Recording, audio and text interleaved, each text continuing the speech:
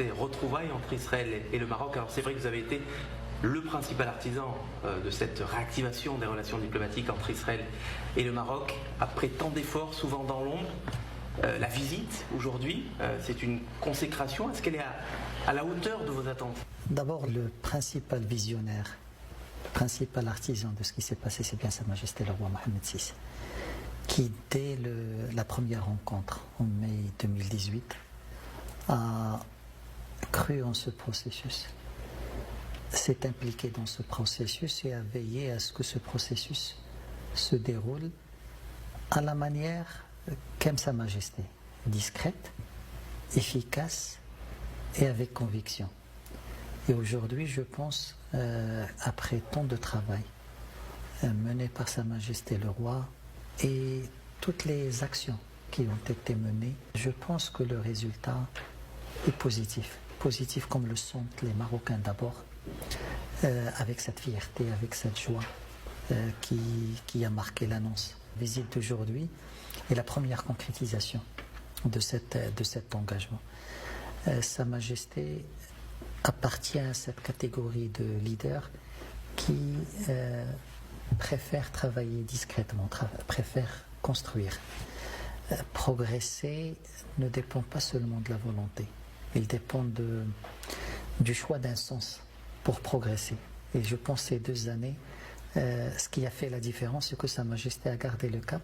Sa Majesté a donné un sens à ces différents efforts. Et aujourd'hui, je pense que le résultat est à la hauteur.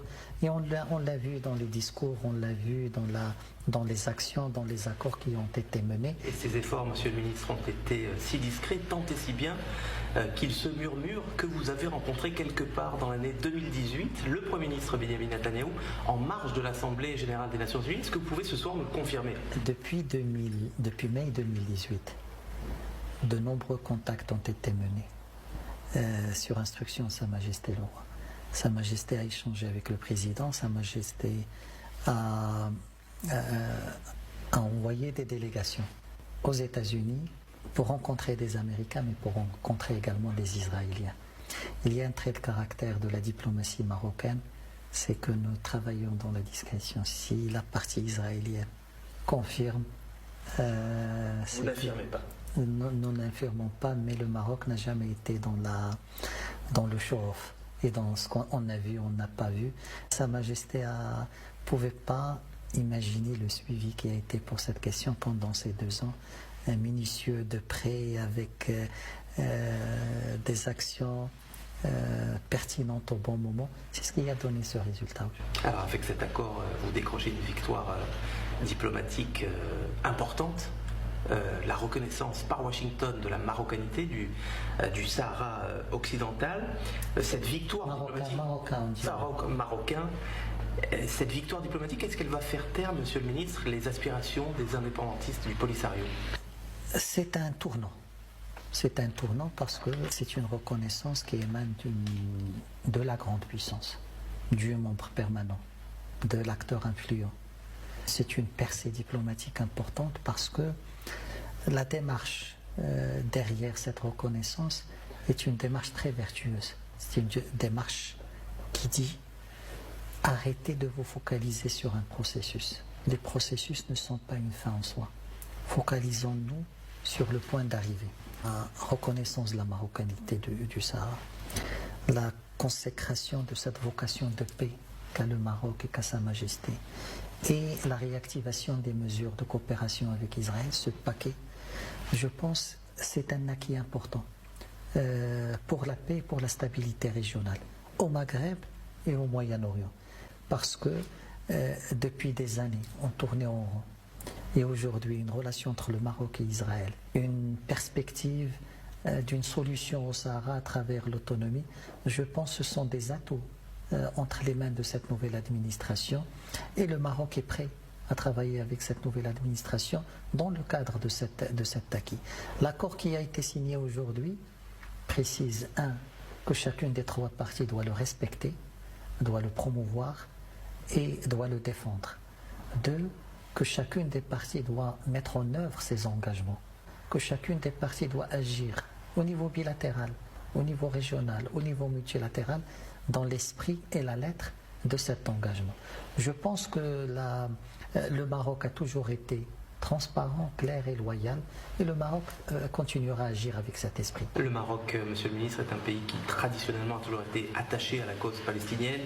Le Maroc préside le comité Al-Quds, l'organisation islamique. Qu'avez-vous à dire ce soir aux Palestiniens qui se sentent déçus par cet accord, et puis aux Marocains aussi qui s'identifient à cette cause palestinienne? Je pense que d'abord la plupart des Palestiniens, la quasi-totalité des Marocains, ne sont pas dans cet amalgame, ils ne sont pas dans cette confusion, ils font la part des choses. Défendre la cause palestinienne n'est pas incompatible avec des relations normales avec Israël. Défendre la cause palestinienne n'est pas contraire à la promotion de la coopération avec Israël. Le Maroc l'a prouvé de par son histoire. Ce n'est pas la première fois que le Maroc a établi des relations. Et le Maroc a toujours mis les outils de coopération, les liens avec Israël, au service de la paix dans cette région. Le Maroc n'a jamais été dans les extrêmes. Le Maroc a toujours été dans le rapprochement entre les protagonistes. D'ailleurs, l'islam, l'exégèse plus souple de l'islam, une lecture moins rigoriste, qu'on voit d'ailleurs aussi évoluer aux Émirats Arabes Unis, à Bahreïn, en Arabie Saoudite aussi, avec les droits qu'on réserve aux femmes aujourd'hui, le permis de conduire pour les femmes, etc.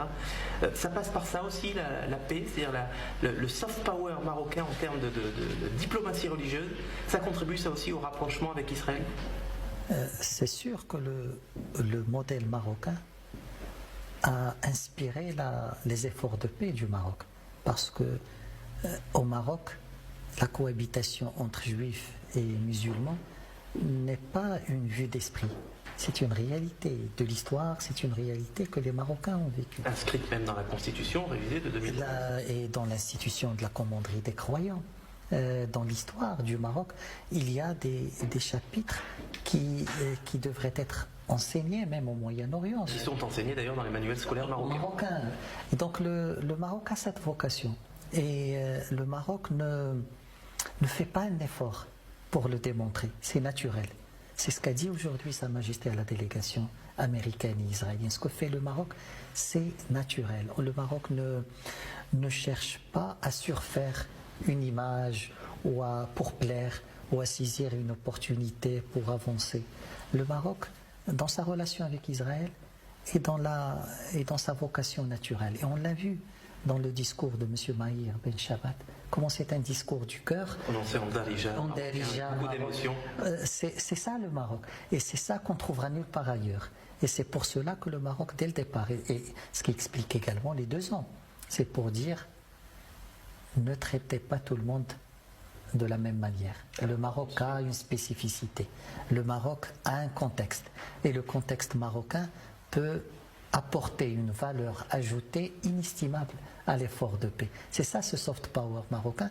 Et c'est ça cette crédibilité qu'a Sa Majesté le Roi. Comparé, la Ligue arabe ne s'est pas réunie après la décision du Maroc. L'OCI, il n'y avait pas de convocation ou tous les débats qu'on a eus. Parce que, justement, les gens ont trouvé que l'action du Maroc est naturelle, sincère, et lorsqu'aujourd'hui le Maroc dit que sa position est inchangée sur la cause palestinienne, que Sa Majesté, son rôle par rapport à Jérusalem demeure intact, c'est sincère. Mais lorsque le Maroc dit on va renforcer la relation avec Israël, on va aller vers une normalisation totale avec une relation diplomatique totale, le Maroc est également sincère. Et le génie du Maroc a toujours été que tout ça, s'il paraît incompatible pour d'autres, au Maroc c'est totalement harmonieux. Et c'est ce qu'on a vu aujourd'hui. Alors pour renforcer cette relation bilatérale, vous avez annoncé aujourd'hui qu'une représentation diplomatique serait ouverte niveau ambassadeur, niveau bureau d'intérêt économique. Non, le bureau de liaison est une forme de représentation diplomatique. Lorsque, en 1994, on l'avait, il était pour le Maroc à un niveau d'ambassadeur. C'était un ambassadeur qui présidait ce bureau. Et le bureau avait une section politique, une section économique, une section consulaire, une section culturelle. Et je crois que les locaux existent encore à Tel Aviv. Et on n'a jamais rompu le contrat de bail. et celui qui est à Rabat est une propriété de l'État israélien, comme si on s'était pris rendez-vous pour 2020 et aujourd'hui on réactive. Vous êtes ministre des Affaires étrangères, vous êtes également ministre des Marocains qui résident à l'étranger. Je ne vais pas vous apprendre que près d'un million d'Israéliens sont originaires du Maroc, à commencer par votre premier hôte aujourd'hui, Meir Ben Shabbat. Quel message vous souhaiteriez leur faire passer, peut-être même face caméra, à ces Israéliens d'origine marocaine, francophones ou non, qu'ils parlent d'Arija ou non? Quel message vous souhaiteriez leur faire passer ce soir via l'antenne d'I24? C'est marhaba bikoum, mais au-delà du 1 million qui n'ont jamais rompu le lien avec le Maroc, je pense qu'aujourd'hui, cette nouvelle page ou cette réactivation de la relation concerne toute la population d'Israël. Il y a le 1 million, mais également il y a toute la population qui doit venir voir ce pays, doit venir voir ce modèle où musulmans, juifs ont toujours cohabité. C'est un message à l'entrepreneur, c'est un message aux touristes, c'est un message aux jeunes, c'est un message à l'artiste.